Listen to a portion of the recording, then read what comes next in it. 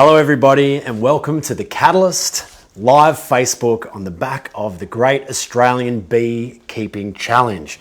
I'm Paul West and this guy is Costa Georgiadis, the one and only host of Gardening Australia and beardy man about town. We're going to be talking all things bees tonight. I hope you've had an opportunity to watch the program this evening and last week. We're not going to give away any spoilers if you haven't and you want to watch it on iView. So we're going to be talking all things bees, European honeybees, native bees, keeping bees, the role they play in the environment. So Costa, you get around Australia a fair bit. You talk to a lot of people. You're very involved in the gardening space and the environmental space. Bees are a bit of a hot topic at the moment. You know, I think this program is very timely and very topical because there seems to be a lot of concern for bees, both domestically here in Australia and internationally. Why do you think people are so worried about the health of bees? Well, look, I think we're in a period of time in history where there's more information available to people on a day-to-day basis than ever before. So unless you kind of knew people that might have had a hive, and even then, information was pretty much kept within closed circuits. But with the capacity of the internet and the web, people can get ongoing links, whether it's following someone's Insta account or their Facebook. You can follow beekeepers, you can follow people that are full-time apiarists, you can follow sort of amateur beekeepers, and it just means that you see their day-to-day and you see the issues, you see the challenges, you see the positives, the negatives, and that starts to paint the picture that we are all involved with bees, because bees in a sense are those canaries in our environmental gold mine or coal mine or whatever you want to call it. And when they start to have a problem, that means that the environment is suffering. So I think that's what's bringing people in. Yes, and why do you think they play such an important role in our country? Because they're an introduced species. You know, most things that are introduced into Australia, foxes, rabbits, feral pigs, camels, deer, thank you, the Naturalisation Society. Why are bees still so important here in Australia? Well, I go back to that same thing. People are getting more information about the food, more information about the source of their food. There's slowly becoming a bit more of a connection to farming, and when things go wrong, the chain back up the valley is a lot closer to the consumer. So they're hearing more and they're learning more, and as a result, they understand that as pollinators, they're critical to the crops that we need to survive. So we've got to look after them. But I think the thing that I'm really enjoying about this real, well, I wouldn't say resurgence, but this interest in beekeeping is that it's opening up the world of pollinators, full stop. Yes. So not just European bees, but opening up our world of native pollinators. Not only our native bees that can grow as a colony, but also our loner bees. The solo bees. The solo bees that are out there, eking a living. And when people get connected with that sort of information, they realise that it's actually a tunnel to so much more. Yeah. The educational opportunities are massive, and it's being taken up through community gardens. It's being taken up through schools, primary schools and high schools. So the kids are bringing that home, and it's topic of conversation. So to have an event like the Great Aussie Bee Challenge, and to have it as simple as getting four different randoms together and going, hey. Yeah, have a go. Yeah, have a go. You've never done it? Have a try in the deep end. And it gives a chance for all that information to come out. Yeah, well, we were definitely overwhelmed by the response for people wanting to be a part of the challenge. We only did a very kind of small call out, but there are so many people out there that are interested in keeping bees for the first time. And so if you're an amateur beekeeper out there, or someone perhaps that has never kept bees before, but it's something that you think you would like to have a go at, if you've got any questions, now's the time to fire them off to Costa or myself. And hopefully you've taken a little bit of inspiration from the program, both this week and last week, to show you that, these families that were on this show are they're average people. They're fantastic people, But, they're not entomologists, they're not, rocket scientists. They are people that had a really deep enthusiasm for having a crack at keeping bees. And I think you see throughout the course of the program that once the beekeeping bug stings, that it's in your system, that we've really seen these people go from someone or families that have no idea about keeping bees, total novices, to, we've got a bit of a kind of group chat going on now from all the families, and they are so onto it. Like, they're talking about queening, they're talking about how they're harvesting and the pollen that's available and the nectar that's available in the surrounding. They're so impassioned by it now. So it's a really fantastic hobby to be a part of. It's something that you can really do to help the flora in your region. And if you've got a vegetable garden and fruit trees, introducing honeybees, European honeybees, into it, you'll see huge increases in crop pollination. Right, it's my pumpkins and all of my zucchinis, cucumbers, pumpkins in the backyard this year have just been going off. Yeah. And the bees, I see them fly into those beautiful yellow flowers, and they come out totally dusted. They look like they've got the yellow. That's a dance party suit on. They're like, woo, yeah. And the crops have been going off. So if you're a backyard gardener and you love growing your own veggies, then you don't need a lot of space to keep bees as well. And I think you'll find that you'll see some really good increases in the productivity of your garden. So if you've got any questions out there and you're enjoying this lovely Facebook Live, please don't be shy. We're nice guys. We're not gonna make fun of you. He's not really a nice guy. The gnome's a nice guy, but the Gardening Australia Costa, he's a hard man. We've got one question come through, and it's from Karina, who asks, what should I plant to help native bees? Costa, do you know? Coming off what you were just saying, Paul, like, getting involved with beekeeping is not this kind of nerdy thing that puts you off into a room just, making flies to go fly fishing, which is a totally passionate thing. But this is an integrated, ecological, connected practice. So when you start to engage with this, you're going to not only provide for our native bees, but also for the European bees, but also the other pollinators. Yes. And as a gardener, that's what we do.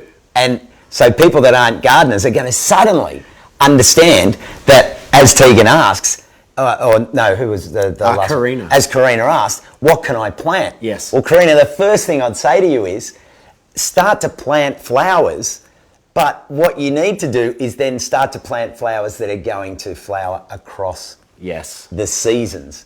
And that opens up a big can of worms, because it's not like, oh, gee, when do things flower in spring? I need things that are flowering from September through November, others from October through till November, some things from October to January, others from December to March.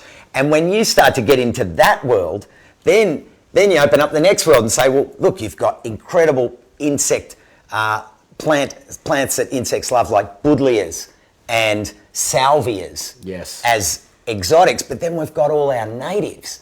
And whether you're talking tea trees, whether you're talking melaleucas, whether you're talking bottle brushes, whether you're talking native mints, the prostanthras, and you can start to have an exercise where you go to your local nursery and look at what's in flower this weekend, and then start to take notes and create a diary, so that it's not just about, oh, I want to put plants in now. You start to plan and say, what's going to flower for the next 6 weeks? What's going to kick in after that? So you open up, and this is what's exciting for me, because I travel around, and everything about Gardening Australia is to encourage people to get into gardening. And the bees are like an apiary, beekeeping is a way of bringing people around the side door. Yeah. Because they suddenly go, oh, I've got to get into plants. So they're just some of the things. I mean, have a look at a native prostanthra, a native mint, when it's in flower, and the whole thing be humming. You'll hear it's vibrating. Yeah, because in springtime, especially, when you hear things like the callistemons and that are flowering, and when they're cascading with red, and you're walking down the street or down the path, and you can hear the coming, and then you're underneath it, and you can just see the whole thing swarming Yeah. with bees. Not a swarm necessarily, No. but teeming with Yeah. bees.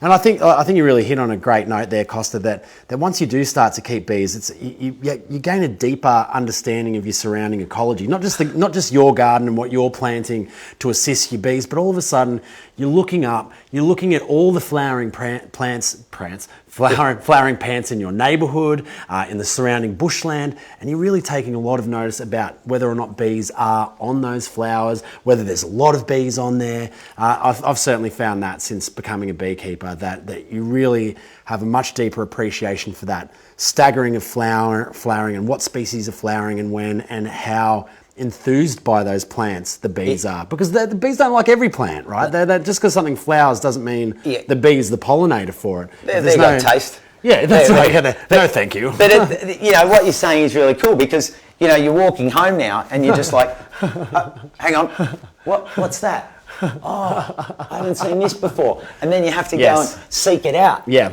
And it's flowering now. It does. It opens a whole new world February, for you, right? And then you start to keep data. Yes. And when we keep data, then that's important for where you are. I can rattle off a whole lot of plants, but we've got people watching today from Western Australia to Darwin to Tassie. So there's so many, and then you can get involved with your local garden club or your local permaculture group. Amateur beekeeping societies. Go to your botanic gardens and wander them if you want it. And not only will that's the best place to go, because you wander along and you go, oh, there's the name. Yeah. That's right, that little plaque right there. Thank you very much. And then you can go to your nursery and start to be informed about it. Yes. I love it. That bees really do, one, you have that passion that deepens for keeping bees themselves, but it really does assist in deepening your passion and understanding for ecology and your own garden and flowering plants. It's incredible. Because then, the thing, Karina, is it's not just about one style of plant. Yes. You have ground covers, you have lower growing plants, you have taller shrubs, small trees, and then taller trees, because the eucalypts provide so much for our numbers of bees, but we need that mix. And when you start to do that mix, then you start to provide for the bees. They like for the birds as well. So you provide for the birds, and then all the other insects that will benefit. So we've got a couple more questions coming through. Jessica asks, what is the best plants for an active honey? And that would be something like the Manuka honey coming out of New Zealand. And in Australia, because one of our contestants had a honey that we actually tested as being active, and it's the tea tree. So there's some, I don't know the exact science behind it, but there is some component in the tea tree, in the pollen and nectar, that when the bees come and bring it back, that the honey is what is considered active because it's biologically alive. Which is incredible. And Callum Murphy asks, do insect hotels help to attract bees? Now, they don't necessarily help to attract European honeybees, which you don't need to do. But there are ways that you can build insect hotels to attract native bees. And this is what I was really blown away by, because throughout the course of this program, I got to learn a lot more about the Australian native bee, not just the European honeybee. There's 1,600 species and climbing of Australian, because as you kind of touched on before, many of them are solitary. I think there's 9 social bees in Australia. So that's 9 species of bees in Australia that actually form a colony like the European honeybee does. The rest are solitary, and they might live in tiny little boreholes in timber. They might live in bare dirt. So there was a couple... clay on the side of dams. So there's things that you can do to attract them. And one thing that I remember hearing was leaving a patch of bare dirt in your garden, because some of the native bees, they like to burrow in bare dirt. And I mean, that's a little contrary to a lot of the advice that we receive and give as gardeners, especially in this hot Australian climate, is to mulch. But to have that little bit of bare ground, they'll love to go into that. And you can get things like little bits of bamboo. But apparently, I heard that those kind of station insect hotels aren't the best for native bees, because they like, you kind of go for one thing or the other. Don't try to get 15 different types of habitat in one singular insect hotel, which are great for other insects, don't get me wrong, but the native bees are a little bit more particular, and they'll want a singular kind of mass of their appropriate habitat. And I was talking with Sophie Thompson from Gardening Australia today, actually, and she was saying how current research is showing that for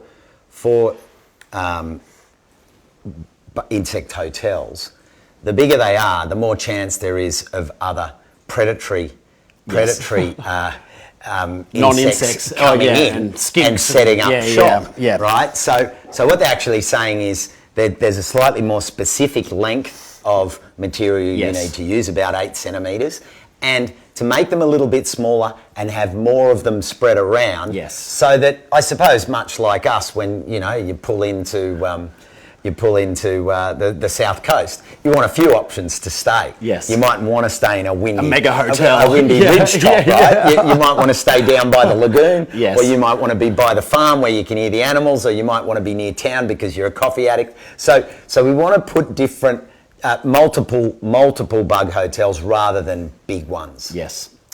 So we've got a few more questions coming in. Kim asks, I have lots of bees in our yard all year round. My problem is, how can I stop them from dying in my pool? So Kim, the reason they're dying in your pool is because they're looking for a source of water. And a pool is obviously a huge source of water. The problem is that they're not like a seaplane. Yeah. They don't kind of like coast in on their big floats and put their little proboscis down and pull up some water and then take off. They land on the water and they can't take off again. So one way to potentially stop bees from drowning in your pool would be to provide an alternate water source for them.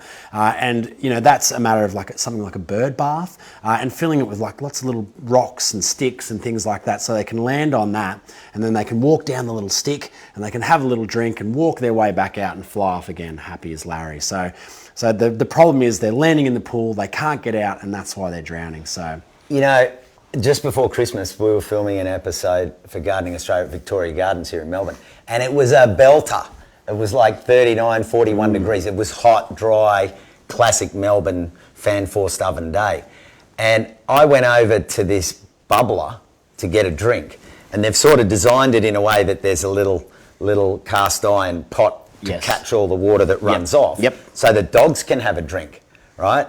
And I looked down and there was 4 bees in there. Struggling away. So I got a stick and I got them out, and then I got a big chunk of mulch and I put it in there. And then and there were lots circling. They were all circling because it was a really hot day. Yep. And they came down, landed on it, and they just went and then once they hit the water, their bums are shaking and waggle dancing away. They're happy as. And so even if you've got a pool, you could have some logs, pick up some logs and put something into the pool, some branches, so that it provides a place for them to land on it and walk down. They need little steps.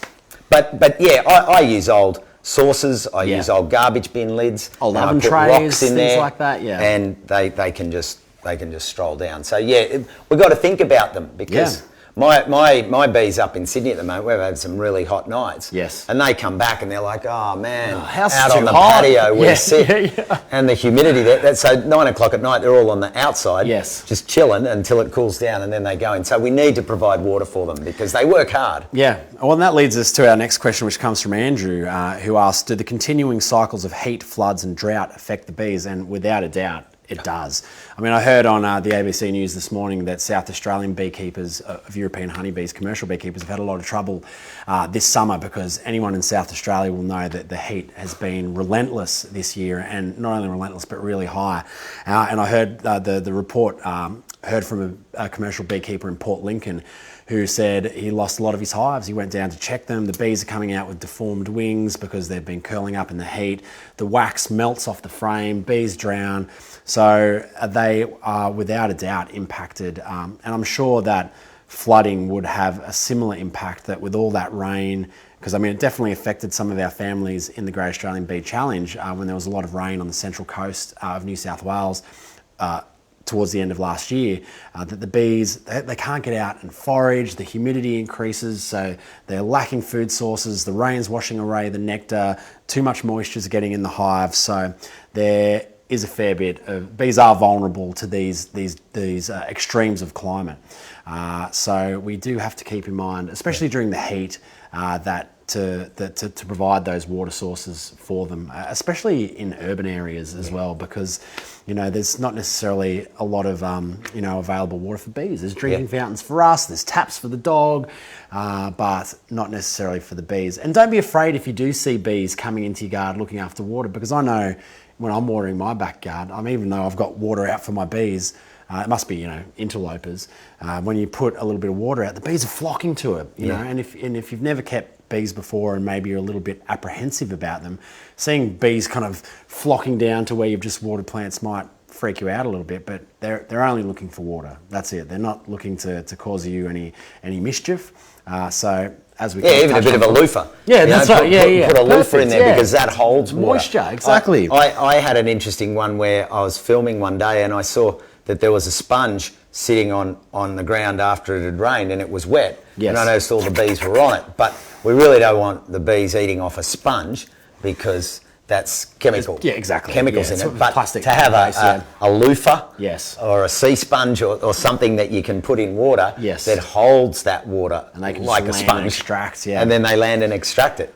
So Lyndall asks, how does the rain impact on worker bees when they're out of the hive? They tend not to go out. They like to, put the kettle on and hang out in the hive, and maybe watch some Gardening Australia on their little bee TVs or Catalyst on iView. But no, it's they don't waste energy going and foraging in those conditions unless, because it's not very productive for them. So they tend to stay in the hive where it's sheltered, they can stay dry, and they can wait for the weather to pass until foraging conditions improve. Native bees are even more chilled. Yeah. 16 degrees. They're a bit like what Linda Evangelista say, I don't get out of bed for less than 10 grand. Native bees don't get out of bed 16 if it's degrees, less than mate, 16. Forget it. Get out, pull the dooner up, come out of here. So Jason asks, does keeping bees take a lot of work, or can anyone do it? I'd say, Jason, that's a really good question. I think that's the question on a lot of viewers' lips for a program like this. And it's probably something that keeps a lot of people, or stops a lot of people from keeping their own bees, because there's a perception that there is a lot of work that goes into it. Now, anyone can keep bees, Jason, but to say there's no work in it would be a lie, and to say there's a lot of work in it would be a lie. Keeping bees takes work. Not no work, not a lot of work. Really, your maintenance is kind of fortnightly. 2 weeks, 3 weeks, a little bit less in winter. Because the bees, as we saw with some of our families in the program, the bees, they've been around for 130 million years. They're pretty good. They don't need us to hold their little hands to get on with life. What we have to do as beekeepers is basically check in on them from time to time, make sure they're healthy, make sure their colony's healthy, make sure the hive's healthy, and that's really your role as a beekeeper. And to make sure that that they're getting enough food and they're putting down brood and they're capping honey. So that's really your role as a beekeeper. And there was a question that came through a little earlier. I can't remember who asked it, and the question was: do beekeepers in metro areas have to register their hives? And that is a definite yes. So everyone has to register their hive. I don't think you've got to register a native beehive because it's not necessarily classified as an agricultural animal. But anyone who keeps European honeybees in Australia, whether you're an amateur or a professional, you have to register them with your local agricultural or your state ag body. And the reason is because they play such a critical role in Australian agriculture. And so it's through the biosecurity measures of our state-based and federal-based agricultural agencies that have kept things like the varroa mite out of Australia. And we are one of the last places on earth not to have this incredibly devastating little parasite. And the reason why we don't have it is because of the work of these great agencies. So if you do want to become a beekeeper, or you are a beekeeper, please register your hive, because it's for the benefit of all Australian beekeepers. And you know what I'd add to that, Paul? Jason, you don't have to become a beekeeper straight away. You can join your local beekeeping, your amateur beekeeping association, go to the meetings, start to learn, go to the open field days, get a feel for it, and you may even start by saying to a beekeeper, would you like to house a hive in my place? And generally the unwritten agreement there is when the honey's on at the harvest time, you will get some honey, a bit of rent from your hives, a little bit of rent, and it's a really wonderful way to create activity. Take the kids along to a meeting. It could be once a season as you start to get engaged and get involved.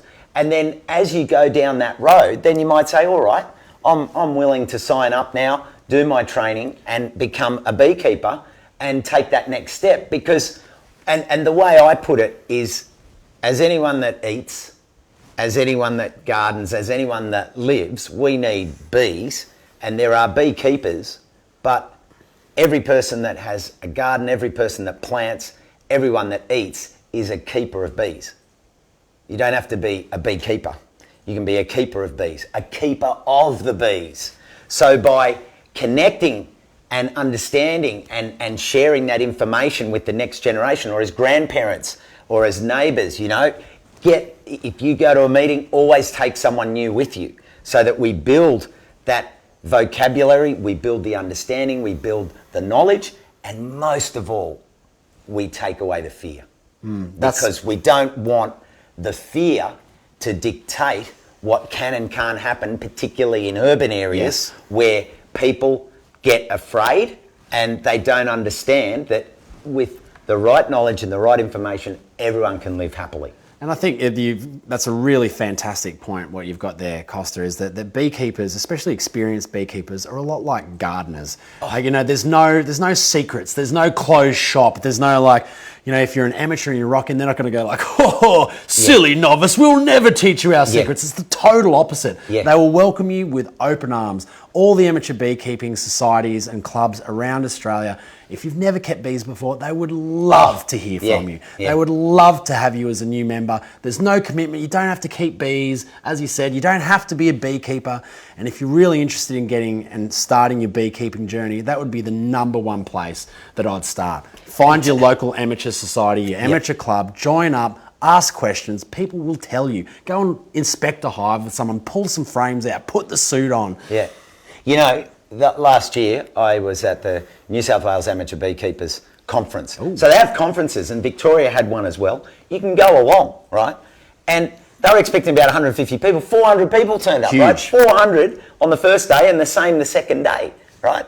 And they had talks, they had specialised talks, they had people talking, they had some bearded bloke talking about how to plant and attract, plant the right plants to attract bees. And then you go to your local club and say, hey, I'm having success, take photos. And that's your input into the keeping of bees, and I think if we change the vocabulary to one of inclusion, then I think we can really break down the fear and really get everyone connected to the very seeding of our food, which is our health. Yes. We've got a couple of questions. We're charging through these. It's nearly running out of time. But we've got a couple of questions come through. Hannah asks, do different trees make different flavoured honey? And yes, Hannah, they do. And so commercial beekeepers will move all of their hives around to what they call flows. So when there's a stand of native or any sort of vegetation that's flowering and makes a good food source for the bees, they'll take their hives there. That's why if you visit a good commercial beekeeper, they'll have their honeys kind of flavoured like ironbark, red gum, yellow box.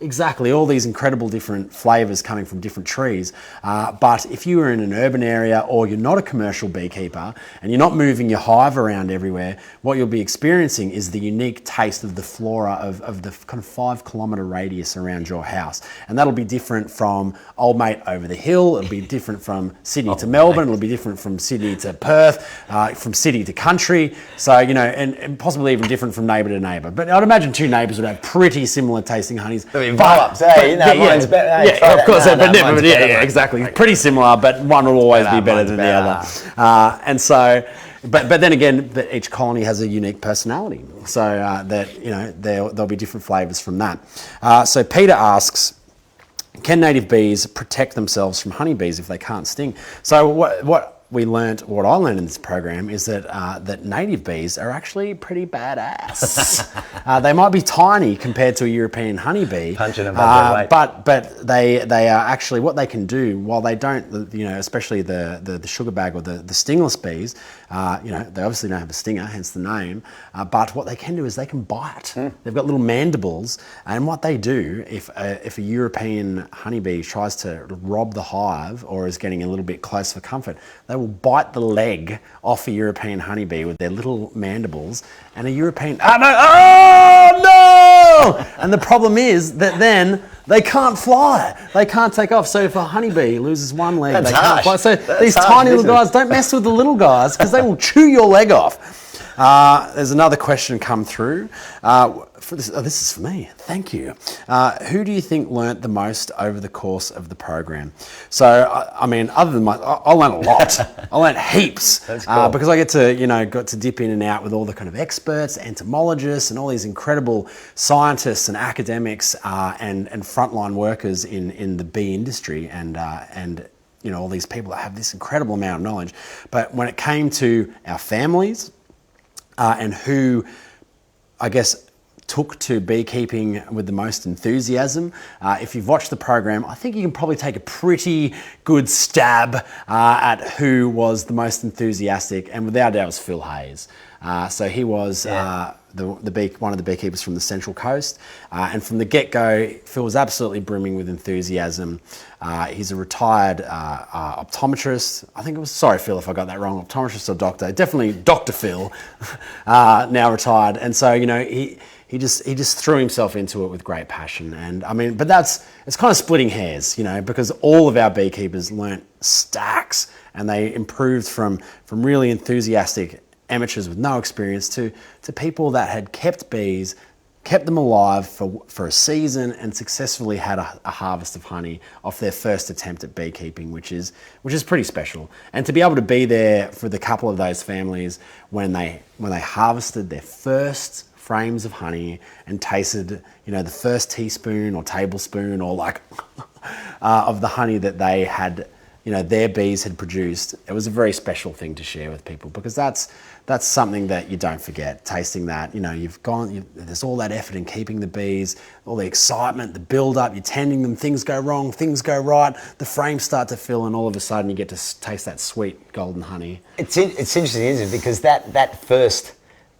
in that case, the first honey, it's like your first harvest of, whether it's tomatoes, the first tomato, or zucchinis, or your first flower to ripen, and you see it. And I think the other good thing about the extent of the show has been the problems and the failures, because you can't explain to someone the love of gardening if they don't have the failures. Yes. When rats have come and eaten all the seedlings, or something comes and takes the produce. And everyone has failures. And you have them, and it was great that came up. But the difference, I suppose, with the harvest of the honey is that these little, the plants are living too, but because they're moving, we kind of, almost anthropomorphise on them. They go, they're little. Another day on the job, people. guys. Clocking on. Whereas the plant is doing the same thing, if anything more. But we don't see the roots growing. We see the leaves and the produce growing. But it's almost like they've associated with this, and then that's theirs, and we've got to look after it.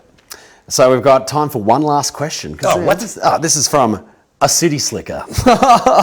That's what it says on my little notepad there anyway. Can you have a native beehive on a patio? You certainly can. They don't take up a lot of space. Depending on your building strata, you could probably keep European honeybees on a rooftop. I've seen people keep them on verandas of apartments, or balconies of apartments. They really don't take a lot of space. You probably wouldn't want to be out there sunbathing, or doing your morning stretches next to the beehive in the flight path. Yeah, in the flight path. Exactly. Flight paths are critical. Then you don't. It's critical that we respect not only what the bees need, but we also have to respect the environment and others in the environment, and not force it on them, but educate them, which I think is cool. It's amazing. Now, there's one thing that I wanted to mention, because I think for everyone watching this, they're on the internet, they're on Facebook, they're around apps and things, but one thing that I want you to think about, and put these dates down. In autumn, it's the 14th to the 21st of April, and in spring, it's the 10th to 17th of November. And that is what is known as the wild pollinator count. and you can contribute to wild pollinator and insect conservation and help build databases. Citizen science. Citizen science, by looking and seeing your native bees. And when I did it, seriously, Paul, and what you have to do is you have to go out to your yard and pick a plant. Yes. And just station there for 10 minutes and watch it. With a camo net on and watch it. And I was there, and I was, first couple of minutes, not much happening. There's not much going on. And then all of a sudden, a blue-banded bee came in. Beautiful. And I was like, is that serious? And I know that they come in twos, and I thought, I wonder if that's true. I know I've seen it before, but I thought, is this going to be true in my own? And this was on a canola plant growing on my nature strip, right? Yeah. So it's out in the street. Wild seeded. Yeah. And I'm like, and sure enough, I was watching that one, and then in came the second one. Here's his mate. Then came 3 native bees. Then came 3 hoverflies and a fly. And all that happened on one plant. In 10 minutes. In 10 minutes. Wow. And you just think, I reckon everything that the Great Aussie Backyard Bee Challenge is about is just building that. Yes. That desire and that information and that hunger to get out there and understand our pollinators. So where can people contribute to that? Where can people contribute? There's so many different. There's other great websites that are out there as well. Like in terms of citizen science. Yes. I mean, whether you go on apps like PlantSnap where you can ID plants, or Frog ID, and there's even Questa Game where you can go on and ID things, and it gets sent to scientists who send it back. But the more info you put in, the more points you get. Right. So this is just another way, particularly crowdfunding science. Other younger adults that might want to just do it. But, we've got to use technology to drive and leverage all this information that you've put out there. And, even having a conversation like this, it's the same with the Great Aussie Backyard Bird Count. Yes. All of these things, they're chances for us to look at the natural world around us and contribute, and actually contribute to validated data that says, hey, there's a frog here and it's now in the data bank, or there's these pollinators are in this street. And you may find a pollinator that's never been seen before. Yeah, you could name it. That's exciting. Yeah. That's amazing that we can contribute as citizens using technology and this huge network that we have now as a society to gather data on the ecology and all these species and all these interactions around us to a magnitude that's never been done before. But that is all we've got time for. So thanks for all your questions, guys, and thank you, Costa, for your incredible insights and, as always, your incredible enthusiasm. And if you didn't catch the episode of Catalyst, the Great Australian Bee Challenge tonight, or you haven't seen last week's episode, they're both available on iView. We didn't give away the winner of the challenge, so there's still plenty of time to go out there and catch it on iView. Thank you so much for joining us for this Catalyst Facebook Live. Bye.